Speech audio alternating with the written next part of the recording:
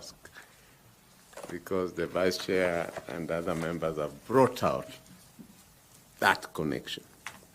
Thank you, sir. I want to go the Tanui route, FCPA Tanui, to give you the practical aspects of our election, and therefore ask you to tell Kenyans why at 48 you are that man that they have been looking for. FCPA Tanui gave you the example of Samuel Kivitu the late. He was quoted as the results were coming in, saying, I can't reach my returning officers. I hope they're not cooking results out there. Then on the day that he was announcing the results at KICC that you have referred to, he was alone with only one media station, the state media station, with GSU around him. And the swearing in took place at dusk. No normal fanfare, no presidents invited, no ambassadors invited. We had to change the law so that now there's a very clear legal process of swearing in the president. In Bomas that you have talked about, a near similar scenario took place. The Supreme Court, even as it threw away the petition, said that the chairman had created an illegal office. The chairman had assigned fellow commissioners what you would call hospitality duties. And in the illegal office, the secretariat was carrying out duties that normally the commissioners are supposed to oversight. You gave us the example of how you and other men and women of wisdom of this country saved the country in 2013 through backroom channels. In other words,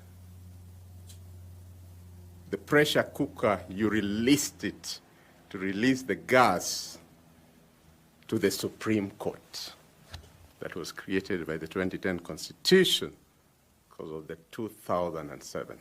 What I'm asking this gentleman from a marginalized community who, as Fatuma says, has gone against the odds. If you are made chairman, what would you do so that we don't make the Supreme Court the releaser of the pressure, and instead IBC, led by Edung Ethicon, is the one that resolves and brings confidence to Kenya that finally we have a referee that leads an election that is fair, that is transparent, that both winner and loser and Kenyans and observers can say, this was the result. Thank you, Professor Adam Solo. It's a pleasure to see you here. The last time I met with you was when we were presenting our views from Turkana on the BBI process. This question is almost emotional, coming from deep from your heart. And as I said, we shouldn't have to witness those kind of scenarios. So as I said earlier, we need to look at as a country and as a people, where did the rain start beating us? Could it be the issues of trust in our electoral management processes? Could it be issues of pertaining to those people who from time to time are given those responsibilities to manage our electoral processes? Could it be an issue of processes? So I think, as you've rightly pointed out, from the Chebukati debacle to Bomas, in between, there have been certain constitutional changes, some legislative changes, that have tried to move us from that situation where Chairman Chebukati declared openly that he doesn't know where his returning officers are.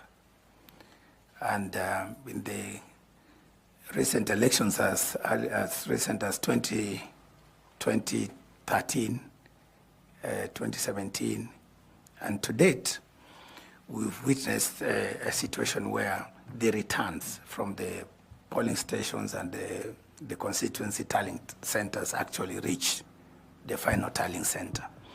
So there have been certain improvements.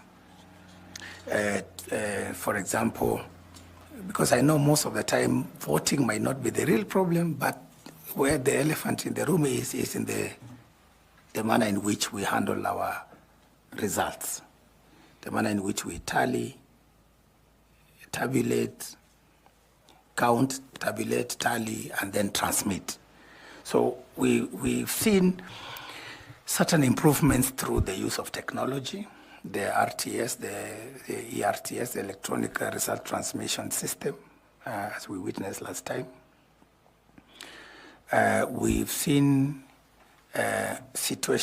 improvement in openness, transparency, in the manner in which the results are handled both at the polling station but also at other levels. So for me, the way I look at it as Kenyans, I think there's a big gap, deficit in terms of us as Kenyans trusting our institutions to deliver free, fair, transparent, verifiable elections. So that lack of confidence is in our institutions and our processes is what we need to address. And if you look at, Prof, even the cost of our elections alone, it's one of the most expensive. And for me, the way I look, from where I sit, I see that lack of trust is what is costing us, even in accounting terms, in financial terms. Because then we tend, therefore now, to sometimes even over-prescribe, over-legislate, over-regulate. For example, technology, we know we have to procure, then we have to do audit, we have to get an independent firm to audit it, all the way up to after elections. So for me, I would pray for the day when we as Kenyans can trust and say, Mr. Erastus, Edung, Ethicon has really nothing to gain by bungling elections, by undermining the will of the people of Kenya. What do I stand to gain? So I would want a situation where this new commission, we sit down, number one priority, how do we restore trust? How do we bridge that gap? We look at those processes. We look at the people, even internally, our staff. Are they neutral? Are they impartial? Are they professional? We as commissioners, we come individually. I'm here today, I'm speaking for myself, but there'll be others, they speak for themselves. You will pick 6, maybe perhaps to join me, luckily. But we bring different personalities, different orientations, different persuasions.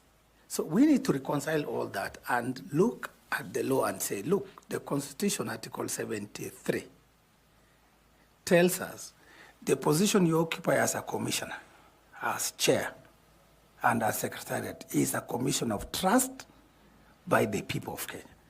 And therefore, you should do it, carry out your duties and functions as commissioners in a manner that must comply with the objectives and the purpose of the Constitution. And it gives us all that directions. Number two, we must behave and carry out our duties in a manner that respects the people of this country. Because when you look at what happened in Bomas, it doesn't show any respect to the people of Kenya who have given us this trust and responsibility. So for me, I will work hard to ensure that collegially and together as a team, we interpret the law and we stick to the law. And if it's, for example, that issue that's normally contentious, the result transmission and the declaration of the final results. In the case of what you've mentioned, Prof. As commissioners, we are supposed to work as a team. We have to have structured kind of engagement.